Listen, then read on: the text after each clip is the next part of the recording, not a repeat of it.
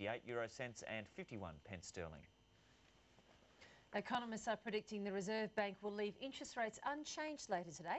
And for more on this, Rod North is the Executive Director of Bourse Communications. He's with us now. Rod, good morning. Good morning. You couldn't get any money, really, from any bookmaker, could you, on a significant change to the interest rate? Probably not, but I think that was further confirmed yesterday when the inflation figures by TD Securities came out showing that the annual inflation rate's 1.7%. Right. So that's the fourth consecutive month in a row that those figures have come between the Reserve Bank's band of 2 to 3%. So that's sort of a further evidence of the fact that, inflation's under control, so perhaps less of a reason for the Reserve Bank to move, anytime soon. But there is an increasing expectation that the RBA will move before the end of the year. Well, I think certain people seem to be talking it up, Joe, but I think one of the things that's really important is to actually look at, the effects of the stimulus package. The effects are starting to wear off potentially over the next several months. But more money's going to be pumped in over the next several months as well. There's still some more money to be pumped in, but I think what the Reserve Bank probably needs to do is watch that very closely before it makes its decision. There's also a school of thought that, at the beginning of the global financial crisis, the Reserve Bank moved too quickly to put rates up. They don't want to make the same mistake at the end of the potential global financial crisis and put rates up too soon.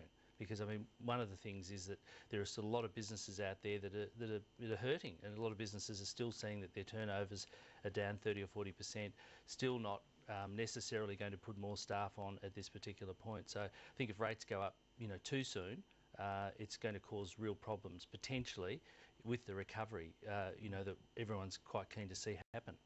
Now, and also added to that, we have still very uncertain conditions globally, although our export markets are holding up pretty well, aren't they? Yes, our export markets are good. Australia's very well positioned, particularly with our major trading partners being China and, more increasingly India. So we're in a very good position in respect to trade, and that's going to set Australia up really for the future. Can I just quickly follow up on that, where we're hearing some reports that because of a new government in Japan, that long discussed free trade agreement with Japan might be at risk, that agriculture could be excluded from that. I find that hard to believe, just because I can't imagine how Australia and Japan could ever reach any kind of agreement that didn't involve agriculture. I think that's probably right, Virginia. I'd be very surprised. I think one thing's settled down, and we know what the new regime in Japan's going to do. I think they'll realise just how important that alliance is, both ways. We really both benefit from that. So I don't think there's likely to be much of a change there at all. One of the other things that's happened just recently, of course, is that China's economy's been looking a little bit more uncertain. Share market's been a bit unstable, and in the last sort of 24 hours, their market dropped nearly 7%. And I think there was a massive stimulus happening there, and I think the effects of that are starting to wear off a bit too. So we could see share market sort of drop a bit over the next month or so.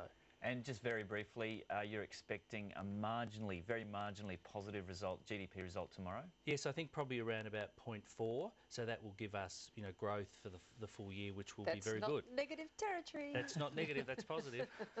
So we'll take it where we can get it. Absolutely. Rod North, always good to see you. Thanks so much. Thanks. Now, coming up, we're going to have more on that search for the Victorian Water Minister, Tim Holding. We'll